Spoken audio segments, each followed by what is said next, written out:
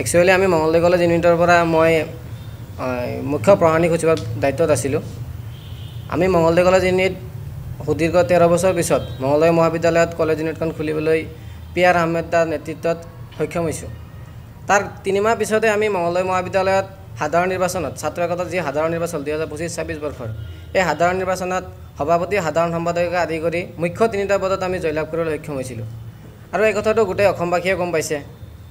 গম পোৱাৰ পিছতো PR আহমেদ দাৰ নেতৃত্বত দৰং NSY যি এক উত্থান ঘটিছিলে, কিন্তু যোৱাকালি ৰাতিৰ এই যিখন লিষ্ট ওলাইছে জিলা সভাপতিৰ, এই লিষ্টত অসন্তুষ্টি হৈ আমি মঙলদৈ মহাবিদ্যালয়ৰ যি ইউনিট আছিলে 57জনীয়া কমিটি আছিলে, এই 57জনীয়া কমিটিত আমি গোটেই আজি পদত্যাগ কৰিলোঁ।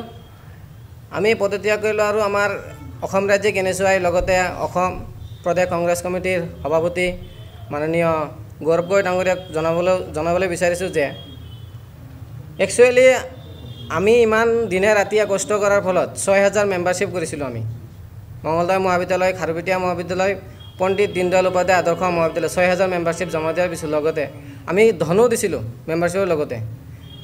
কিন্তু দুৰ্ভাগ্যৰ কথা যে PR আহমেদ দাৰ নেতৃত্বত যি NSY আমি জইন হৈছিলোঁ, কিন্তু সেইটো আমি এতিয়া আৰু নাপাওঁ। গতিকে যিজন ল'ৰাই নেকি মঙলদৈ মহাবিদ্যালয়ৰ চৌহদত আজিলৈকে ভৰি দি পোৱা নাই, ইয়াৰ ঘৰ হৈছে লালপুলত। লালপুলৰ ল'ৰা এজন মঙলদৈ দৰঙৰ এনেকুৱা এটা জেগাত দৰঙৰ সদৰ ঠাই হৈছে মঙলদৈ। এই ল'ৰাটো লালপুলৰ পৰা আহি মঙলদৈ বা দৰঙৰ এজন সভাপতি কেনেকৈ হ'ব পাৰিলে আমি আজিলৈকে তাক চিনিয়ে নাপাওঁ। আমাৰ ৰাজীৱ ভৱনত যিবিলাক NSY মিটিং হৈছিলে বা যিখিনি কাম কাজ হৈছিলে, তেখেতক আমি কোনোদিনে উপস্থিত পোৱা নাছিলোঁ। একমাত্ৰ উপস্থিত আছিল PR আহমেদ ডাঙৰীয়া। তেখেতৰ নেতৃত্বত আমি মঙলদৈ মহাবিদ্যালয়ত তেখেতে দিনে ৰাতিয়ে কষ্ট কৰাৰ ফলত সভাপতি সাধাৰণ সম্পাদকে ধৰি 3টাকৈ গুৰুত্বপূৰ্ণ পদত আমি জয়লাভ কৰিবলৈ সক্ষম হৈছোঁ। আৰু এই খবৰটো গোটেই অসমবাসীয়ে গম পাইছে। ইয়াৰ উপৰিও কৌশিক কাশ্যপ ডাঙৰীয়াৰ লগতে আমাৰ দৰং জিলা NSYৰ ইনচাৰ্জ হান্নান আহমেদ ডাঙৰীয়া, তেখেতক আমি যোৱাকালি ৰাতিৰ পৰাই ফোন মাধ্যমেৰে আমি যোগাযোগ কৰিবলৈ চেষ্টা কৰি আছিলোঁ।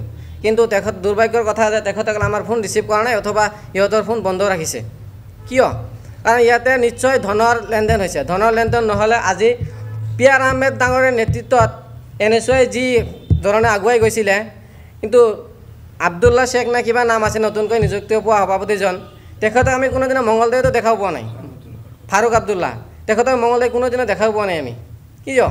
এইবিলাক ধনৰ লেনদেনৰ বিনিময়ত যি এটা হেৰি হৈছে, তাৰ বিষয়ে আমি সন্তুষ্টি হৈ মঙলদৈ মহাবিদ্যালয়ৰ যি ইউনিট আছিলে NSYৰ আমি গোটেইখিনি আজি পদত্যাগ কৰিলোঁ।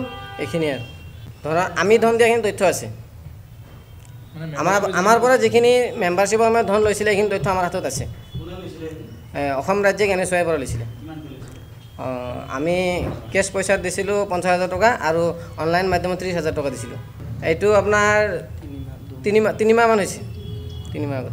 আৰু সিহঁতে এইটো খেলি মেলি কৰিবৰ বাবেই আমাৰ NSY সভাপতি যি হেৰি আছিলে, প্ৰাৰ্থী 3জন প্ৰাৰ্থী আছিলে বেলেগ বেলেগ ৰাজ্যত।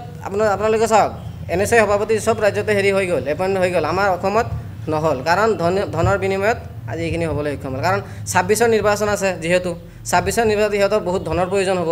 এইখিনি ধন আমাৰ পৰা লৈছে আৰু লৈ কিনে আজি আমাক NSYৰ সভাপতিজনক অযোগ্য বুলি। যিকোনো খবৰৰ বাবে যোগাযোগ কৰক 7099017330 লগতে 7099017110 নম্বৰত।